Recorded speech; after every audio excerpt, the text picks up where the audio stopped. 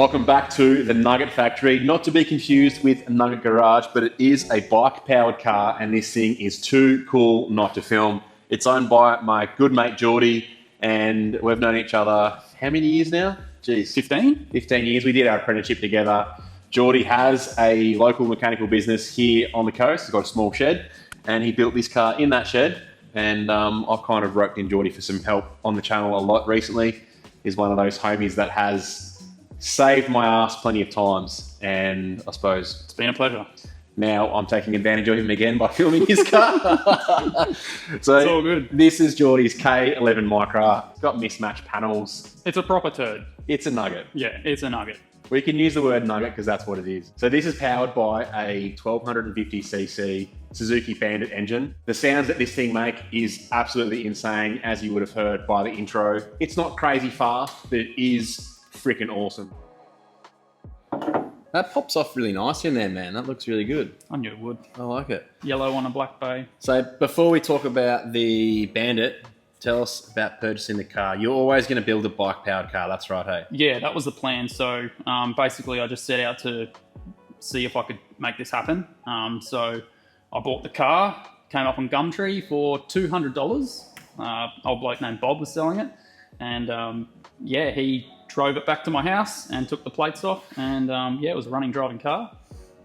So that was a hell of a deal. And then straight away, pulled the motor out, did some sort of, eyeballing of things. Then I bought the bike. So I bought a complete 2011 Suzuki Bandit. It's a 1250cc fuel-injected motor. And then got that straight home, did a little burnout, and then dropped the motor straight out of it. And within a couple of days, I had the motor sort of, on a sling, sitting in there, and began to work on how I was going to mount it and all that sort of thing. So for whatever reason, I wanted to just use the factory Micra engine mounting points. I actually used part of the bike frame as well. So the bike frame is actually still, or part of it's still on the engine. And then I built off that, basically up to the two side engine mounts, and they're just like poly bushed. And then just made a torsion mount for the back, where the differential is. So. Oh, dude, there's heaps going on underneath here. I haven't actually seen this thing, to be honest. Yeah, it's kind of busy. So I'll start with how I approached it to begin with. And that was basically mounting the engine exactly how it is. And then I mounted the diff on its own subframe. Okay. And basically that posed a lot of problems with the force of the chain just wanting to jump teeth. I definitely underestimated the torque that these things put out in first gear. So what I ended up doing is mounting the diff directly to the engine. So it moves consistently with the engine. There's no sort of chain misalignment situations going on with it. So yeah, 5mm plate, diff carriers. The diff itself is the factory Micra diff out of the gearbox. The center I converted to chain driven. So basically whipped the crown wheel off, machined a sprocket to go straight onto it, and then encased the center of the diff with a paint tin, actually, aluminium paint can. And it is high temperature grease filled instead of oil, and so far so good. What's the periodic maintenance schedule for that one, mate? When I smell or hear something untoward, I maintain. When the chain falls off, you shoot. When the chain falls off. Have you got a grease nipple on that? I can actually pop the in at the CV shaft out and finger some grease in there. Sweet, awesome. Basically, reverse was a road going requirement for it to be road legal. I am happy enough just to push it. It's a really light car, but reverse was needed. So the easiest option is to use a starter motor and ring gear method. So what I did there was used a Toyota Yaris flex plate, which is bolted to the diff right beside the rear sprocket. And then mounted on that plate right here is a 350 Chev high reduction starter motor, which throws out at the push of a button on the dash. So push button, push engage button, starter. flicker switch for reverse lights, and then that activates the push button circuit so that I can't accidentally push the button while I'm fanging down the road. And yeah, it goes backwards. So yeah, there were complications with the chain drive setup. I've got it pretty well dialed now, but like I say, I underestimated the force that a chain has on it, especially in a low gear like first gear. when it's carting over 3 times the weight of the bike. So this way, with it directly bolted to the engine, seems to hold up. I have bent them a little tweak, but it's still fine. And yeah. Have you changed sprocket? Obviously, that sprocket's quite a big one on the diff. Yes, so this is a larger sprocket. I think it's 48 tooth. And the drive sprocket is 14 tooth or 15 tooth. So yep. There is reduction that way. And also there's a lot of reduction from the actual diameter of the tyres. The rear tyre on the bike is quite a bit bigger than that. So yeah, it's quite low geared, which definitely helps it get along, moving the extra weight, but it sings on the highway. It's not a limited slip diff either. It's just an open diff, but it seems to grip up well, especially out of corners. It's not too bad. Everything back from here, pretty well standard, aside from the 2¼ inch mild steel exhaust. What about cooling system wise? What are you running there? So cooling system, it's basically just a eBay heat exchanger that you typically use for a water to air intercooler, which works perfectly fine when I'm rolling. When I come to a stop, the temperature does slowly increase. So there's some improvements to be made there with these fans. So the clutch setup is kind of interesting as well. I've used the hydraulic clutch master cylinder from the bike, and then the car's a cable clutch. So I basically put the cable straight onto the lever of the bike clutch master, and that's all mounted up there, which works perfectly fine too.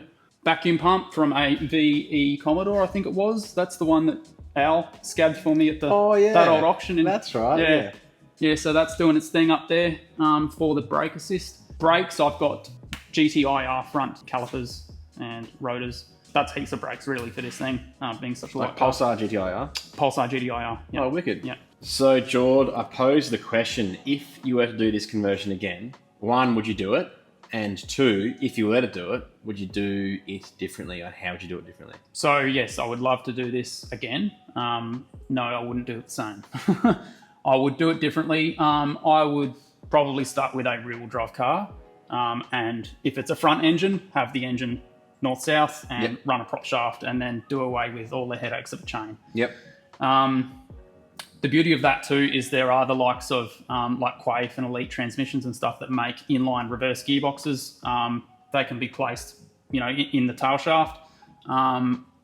If you run a transverse setup like this, there are also differentials that are purpose-built for bike engines.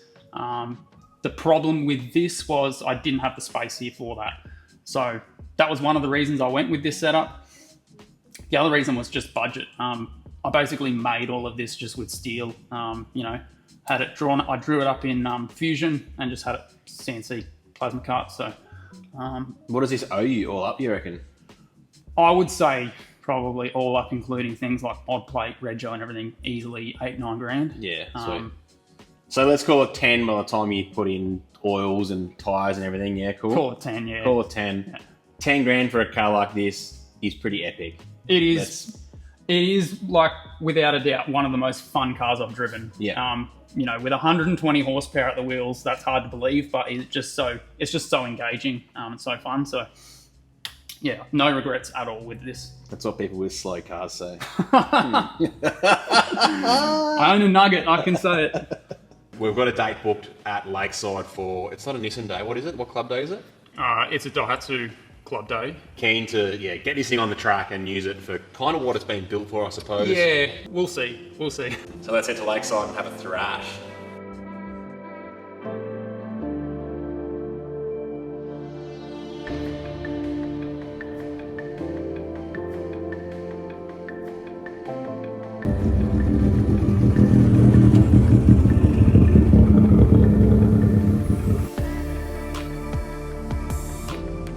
This morning started very wet. It wasn't the best day for racing, but the sun's actually cleared out. Jordy's going out in the Daihatsu Club with Sean in his red Micra. That's his red Micra from Wish. He's actually got a really, really fast one. And I don't know, Jordy's here to have some fun. So you're going to throw the GoPros in the car and you get to experience what the bike-powered Micra is all about. Keen? I'm very keen. Let's do it.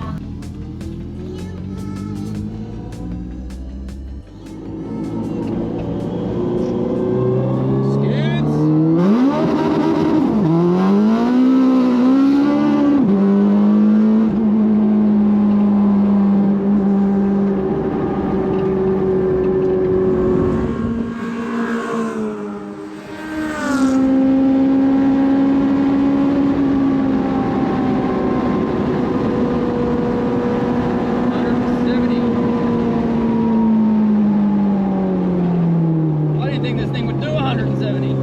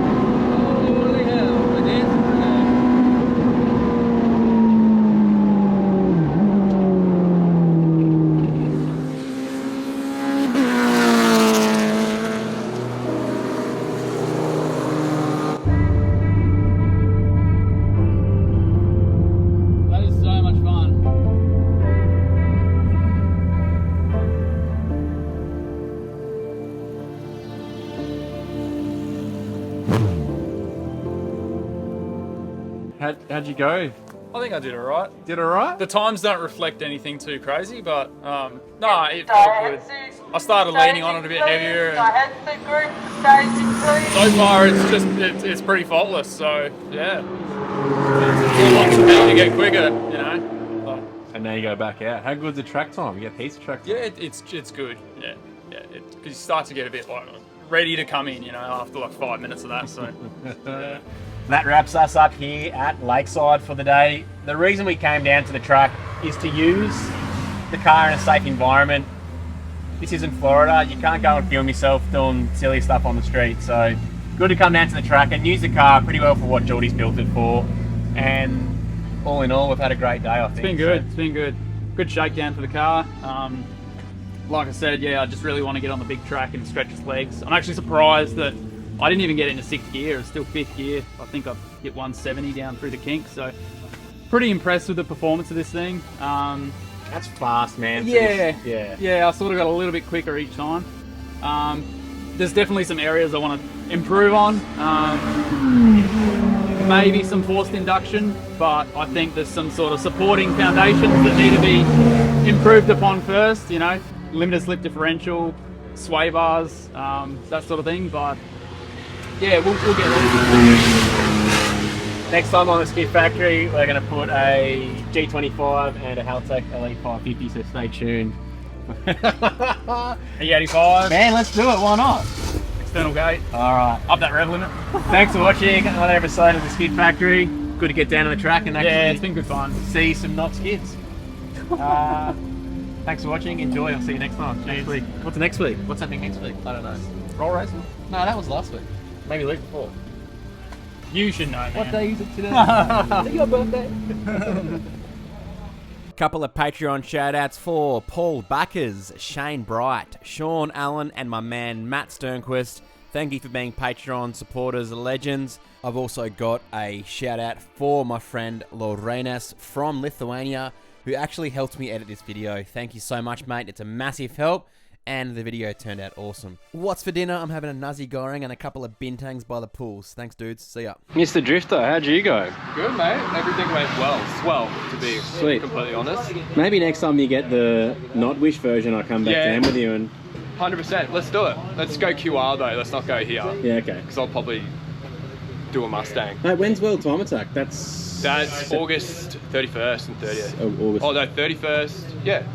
30th and 31st. Mate, I should know the dates, but I definitely want to go this year, so maybe I'll try and... Come down. Have you got a film crew or anything with you, or...? I do now. You're coming. Yeah, sick. Sign me up, Mickey. Yeah, awesome, 100%. Good to see you, bro. Have a good one. Take care, bro. Drive safe. See you, dude. Oh. The clutch really bites if you're too quick with it. Yeah.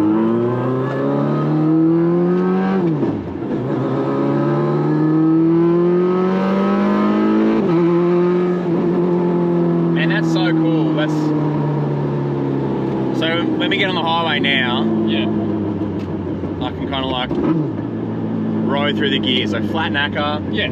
Yeah. Right up to 9.5 if you want, but